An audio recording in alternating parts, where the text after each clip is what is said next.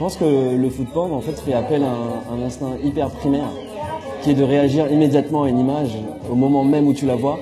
Et cet instinct primaire, il est souvent très animal, sauvage, c'est j'ai envie de rentrer dans l'écran, j'ai envie de dévorer cette image qu'on me propose sur mon écran.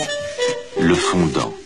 La notion de food porn a toujours existé, et notamment en fait dans le milieu de la publicité dans les années 80, où je me souviens que dans certains spots télé en fait, je pense notamment à une poire pochée et d'un chocolat dégoulinant tout autour, qui m'avait marqué étant plus jeune.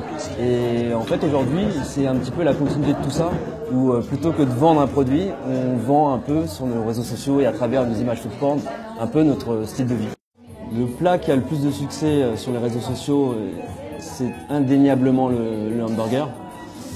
Pour une raison très simple, c'est que c'est le plat le plus universel. On peut le trouver partout, il est pas cher, il fait partie du quotidien de tout le monde, quasiment. Bon alors, une bonne photo de food porn, pour moi, le tout réside dans 4 éléments très simples en fait, que tu peux résumer en 4 lettres, qui sont L, A, D, N.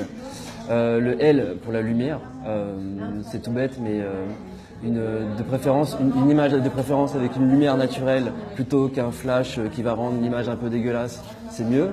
Le A pour l'angle de la prise de vue, assez zoomé, mais pas trop non plus, mais assez zoomé quand même pour que tu aies envie de rentrer dans l'image.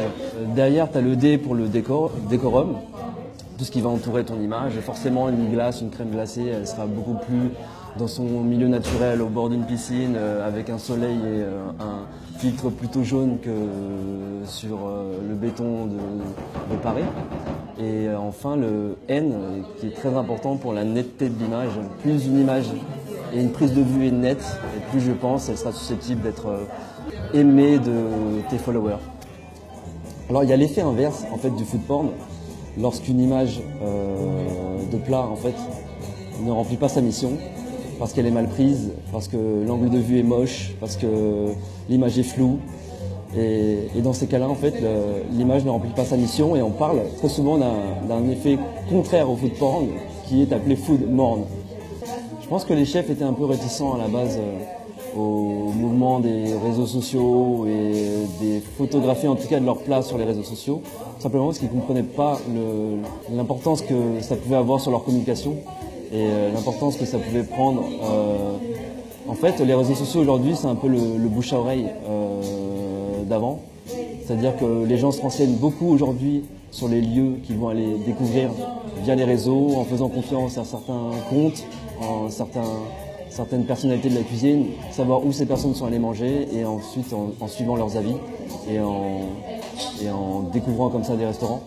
À la question en fait du portable à table, je suis plutôt favorable dans la mesure où les gens le font de manière positive, et dans l'idée en fait du bouche à oreille, de communiquer des nouvelles adresses, de communiquer un enthousiasme qu'ils ont eu sur un plat, sur un chef et sur un lieu.